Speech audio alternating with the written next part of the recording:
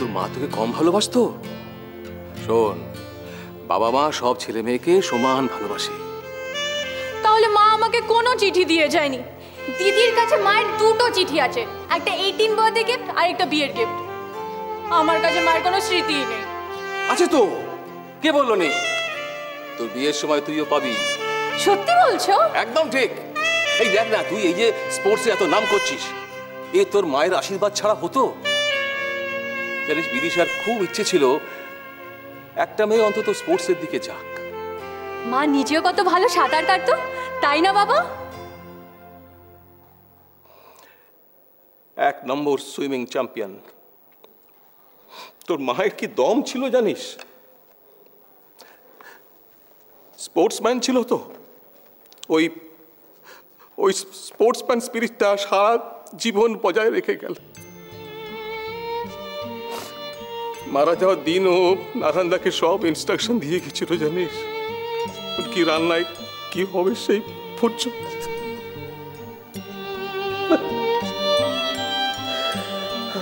বাবা, তুমি কাঁদছো? মা দেখলে কত কষ্ট পাবে বলো তো। মায়ের আশীর্বাদ সবসময় আমার আর দিদির সাথে আছে। আর তুমি আর কোনো দুশ্চিন্তা করো না, দেখবে দিদি ওরে খুব ভালো থাকবে।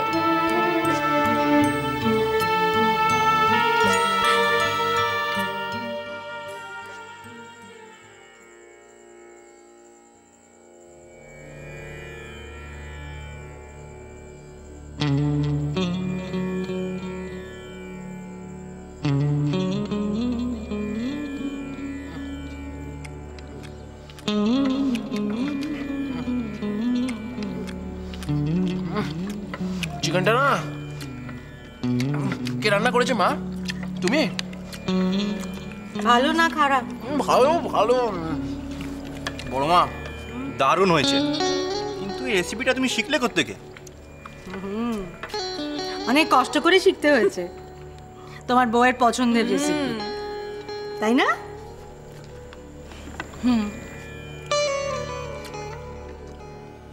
বড় মামি, তোমাকে রান্নাটা কে শেখালো সেটা বলবে না? তুমি? সত্যি?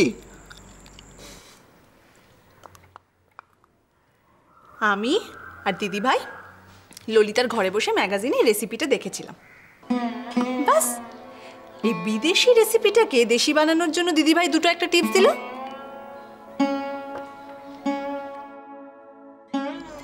ও, তার মানে সব ক্রেডিট তো বৌদির।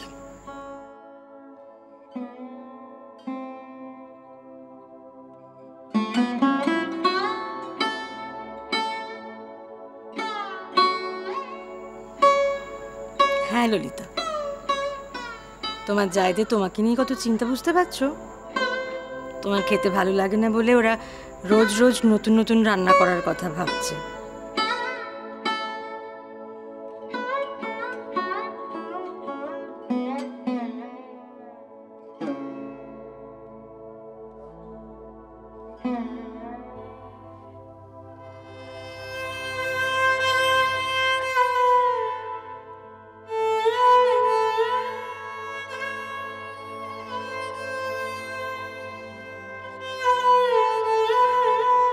বড় বৌদি, কি হলো, কিছু খাচ্ছ না?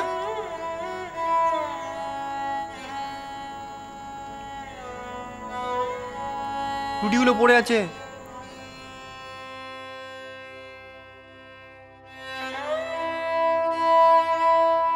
বড় মা, চিকেন দাও না বড় বৌদিকে।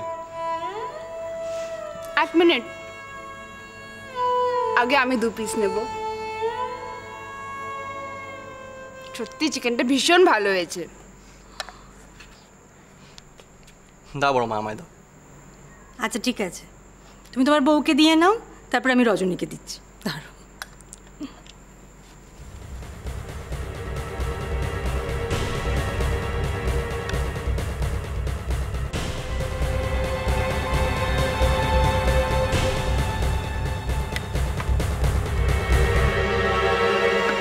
আমি উঠছি।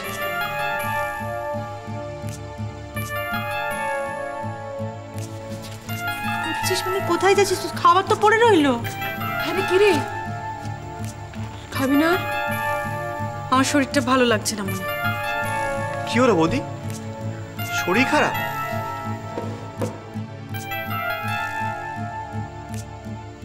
বৌদি তুই বস খা, দেখছি।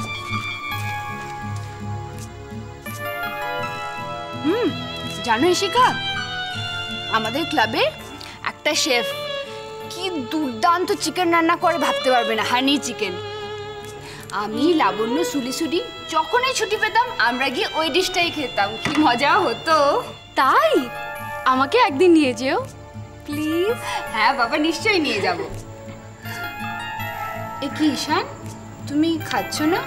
খাও, কি ভালো হয়েছে চিকেনটা।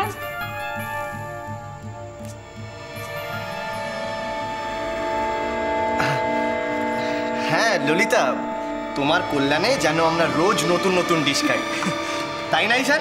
হ্যাঁ হ্যাঁ ঠিক। হ্যাঁ আরে চিকেনটা খা ভালো করে, কি ফাটাফাটি হয়েছে। মামিমুনি থ্যাংক ইউ, খুব ভালো হয়েছে, দারুণ।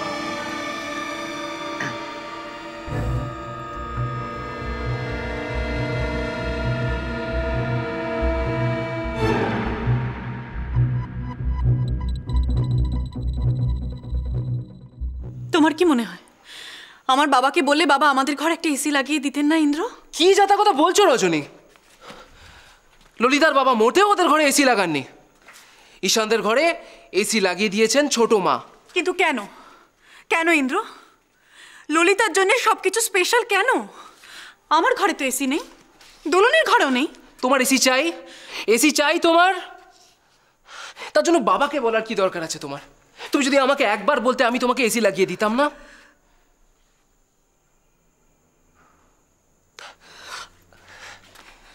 এর আগে তো তুমি কখনো আমাকে বলোনি এসি লাগানোর কথা, না? বলিনি তার কারণ আমি বলোনি তার সিম্পল কারণ হচ্ছে আমাদের এসি ছাড়া কোনো অসুবিধা হয় না। হ্যাঁ মানছি, অসুবিধা হয় না, কিন্তু বাড়িতে যদি একটা ঘরে এসি থাকে আর সেখানে যদি আমরা সবাই মিলে যাই তাহলে কি হয়েছে ইন্দ্র? এমন তো আর নয় যে ঈশান আর ললিতার প্রাইভেসিতে আমরা ভাগ বসাচ্ছি। এত আপসেট হবার কি হয়েছে রজনী? হ্যাঁ, তুমি ললিতাকে হিংসে করছো না তো? তোমার আর তোমার দাদার মধ্যে তাহলে কি পার্থক্য থাকবে? তোমার দাদাও তো ঠিক সেই কারণেই তোমাকে হিংসে করেন, তাই না?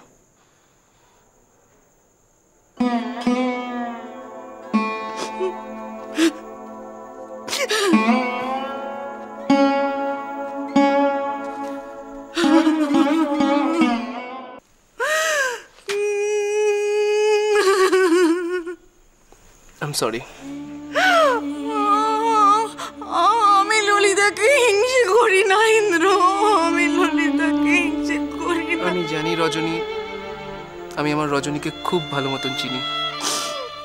দেখি মোচো, ওঠো। ব্যাস ব্যাস, দেখো এই অবস্থায় যদি কুর্চি তোমাকে দেখে তাহলে কিন্তু সারা বাড়ি রটে যাবে যে তুমি কান্নাকাটি করছিলে। ভালো হবে তো সেটা? ভালো হবে তো সেটা?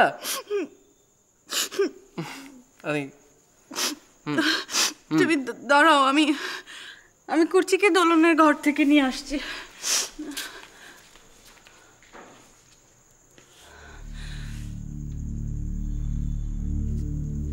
কিন্তু ইন্দ্র ললিতা যদি ওর ঘরে আমাদেরকে 10টা মিনিটও সহ্য করতে না পারে তাহলে সারা জীবন এই একই ছাদের তলায় থাকবে কি করে আমাদের সাথে? ইন্দ্র না থেকে যাবে কোথায়?